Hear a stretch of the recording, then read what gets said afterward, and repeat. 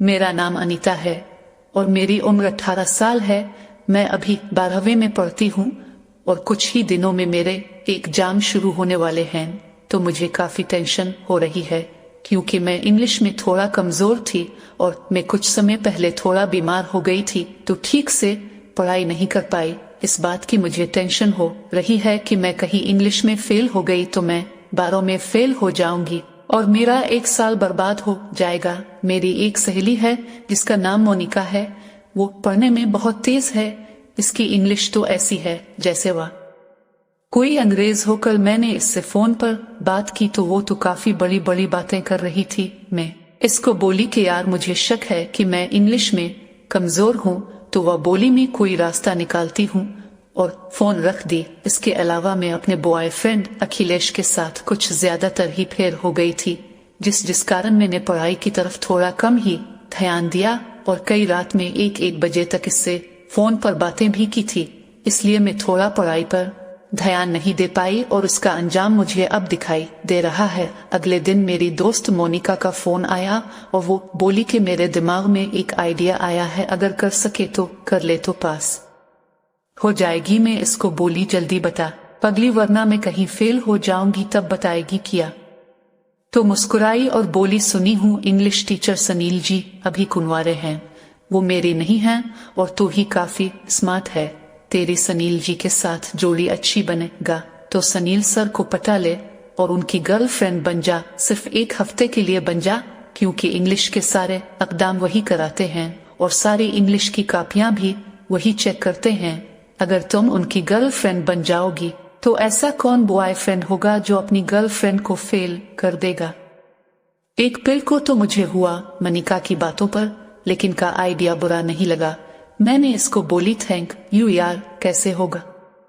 Sanil sir तो किसी की तरफ आंख उठाकर देखते भी नहीं हैं, मैं उनको कैसे पटा पाऊंगी। तो मोनिका बोली है तेरे पर निर्भर करता है कि तू क्या करती, चाहे अपनी बातों से पटा ले, अपने कपड़ों से पटा, अपने शरीर से। मैं उसका इशारा समझ रही थी और मेरे मन में जो चल रहा था वो मैं खुद ही जान रही थी। मैं ये समझ गई थी कि अब पास होने के लिए मुझे जो कुछ भी करना पड़ेगा वो मैं करूंगी। इसलिए मैं मोनिका का काट कर सोचने लगी, आज शुक्रवार का दिन है और 2 दिन बाद सोमवार से एग्जाम थी, तो मैं सोची कि सनील सर पता नहीं कहाँ होंगे। फिर मैंने अपनी दोस्त मोनिका से सनील सर का नंबर लिया और ही उन्हें मैसेज में हाय लिखकर भेज डाला। उन्होंने तो नित ही मेरा मैसेज पढ़ा और रिप्लाई में मैसेज किया कि बोलो अनीता क्या बात है।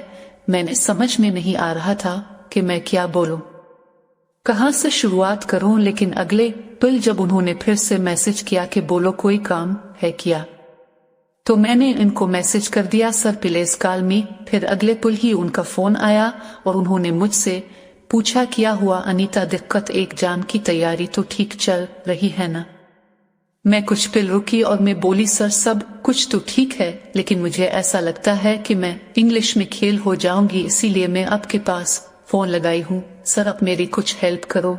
सनील सर चुकी तो होकर बोले, इसमें मैं क्या हेल्प कर सकता हूँ, अब बोर्ड एग्जाम है, इसमें मैं चाहकर भी तुम्हारी मदद नहीं कर सकता। के लिए भला यही होगा कि आप मेहनत करो और दोबारा से अपनी भूख को पढ़ लो और एग्जाम की तैयारी करो। मैंने उनको बोला सर प्लीज कुछ करो, और अगले पल मैंने उनसे कहा सर मैं आपको सब कुछ दे सकती हूँ, बस आप मुझे पास करवा दें। सनील सर बोले सब कुछ का मतलब कि क्या दे सकते हो, रुपए और पैसे मैं लूंगा नहीं और मेरे पास किसी चीज की कमी नहीं है, तो मैं तुमसे क्या ले सकता हूँ। इसलिए आप पढ़ाई पर ध्यान दो और जो समय बचा है इसका कर लो और खुद पर भरोसा करो कि तुम पास हो जाओगे। अगले पल मैंने उनसे कहा कि सर मैं आपसे मिलने के बाद बताऊंगी, क्या आप मुझे मिल सकते हो। तो उन्होंने मना किया, लेकिन दोबारा फिर मैंने उनसे रिक्वेस्ट की कि सर मुझे सिर्फ 5 मिनट के लिए मिल लो, मेरी जिंदगी का सवाल है। तो सनील सर बोले ठीक है, 1 घंटे के बाद तो मेरे रूम पर आकर मिलो, क्योंकि वो अकेले थे तो वो किराए पर रहते थे। इसीलिए मैं तैयार होकर उनके रूम पर जाने के लिए तैयार हो गई। रास्ते में सोच रही थी कि सर क्या बोलेंगे और मैं इसे क्या कहूंगी। सनील सर के रूम के गेट पर पहुंचकर मैंने डोर बेल बजाई तो खोलते हुए बोले हाँ नेता अंदर आ जाओ। मैं कमरे के अंदर दाखिल हुई तो ने कुर्सी की तरफ इशारा किया, बोले बैठ जाओ, और सर खुद बैठकर बैठे। उन्होंने इस समय अपनी कर और बनियान पहन रखी थी और काफी स्मार्ट लग रहे थे, जैसे कोई हीरो कोई सीन देने के लिए तैयार हो। मैंने अपना वही सवाल फिर से किया, सर प्लीज मेरी हेल्प करो और मुझे पास करवा दो, मैं आपके साथ रात गुजारने के लिए तैयार हूँ। अगले कुछ देर तक सनील सर का तो मन देखने लायक था। उनके चेहरे पर गुस्सा था, लेकिन वह सर चुकी थे कि मैं उनसे ऐसा सवाल कर पाऊंगी। मेरी ये बात सुनकर वहाँ काफी गुस्सा हो गए और बोले कि क्या बकती हो तुमने मुझे क्या समझ रखा है। मैं समझ गई कि सर मुझे शायद जाने के लिए बोल देंगे, इसलिए मैं कुर्सी से उठकर उनके बीट पर उनके पास में बैठ गई। क्योंकि मुझे मोनिका की बात याद थी तो मैं प्लान बनाकर आई थी। मैं सर के बाजू में बैठकर अपना हाथ सनील सर के हाथ पर रख दिया और बोली कि सर आप चाहो तो मेरा साथ रात गुजार लो, लेकिन मैं खेल नहीं होना चाहती। सनील सर तो जैसे आश्चर्य के मारे कुछ बोल ही नहीं पा रहे थे और मैं ही बोले जा रही थी। अगले पेलवा मुझे इडियट बोलकर मुझे चुप होने के लिए बोले। अब शायद कि समझ में आ गया था, क्योंकि मैंने जो अपना हाथ उनके हाथ में रखा था इससे उनको कुछ होने लगा था। वो अभी पत्थर होकर पिघल चुके थे और मेरा हाथ अब उनके इस अन तक पहुंच गया था जिस अन पर लड़के घमंड करते हैं। वो 90 डिग्री का एंगल बना चुका था और मैं उनके काफी करीब हो गई थी।